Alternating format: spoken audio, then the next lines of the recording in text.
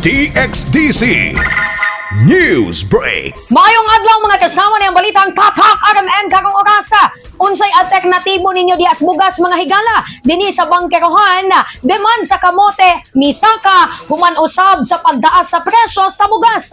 Kana ang gipanubayan karon ni Ranjo Mandon Pulayaw.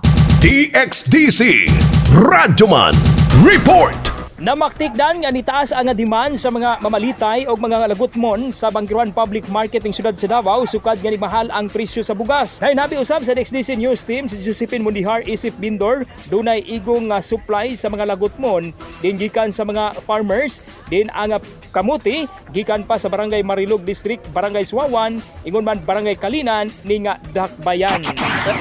Dagan ba nagapalit man? Medyo ubay-ubay sa kamote. Kamuti. Mm. Pilay presyo sa kamuti ron mo? 35 sir. Saka ba?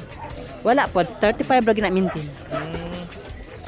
Ang update sa presyo sa lagutmon diri sa may Bangkiruan Public Market kasamang rents ang presyo sa kamuti 35 pesos matag kilo, saging sab-a 45 pesos ang matag kilo, samta ang balanghoy 20 pesos ang matag kilo, samta ang karlang 20 pesos ang matag kilo, samta ang gabi 50 pesos ang matag kilo. Ako na katong update live gikan sa Bangkiruan Public Market ng siyudad sa Davao kasama mo sa balita ug serbisyo publiko Radyo Man Don Pulayaw Tatak RMN. Tatak RMN. Mao ka ng balitang tatak RMN kagong orasa. Mamahimong i-follow ug like ang atong Facebook fan page alang sa dugang pa mga detalye sa mga balita. Maayong adlaw sa tanan.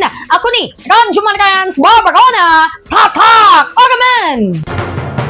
DXDC News Break.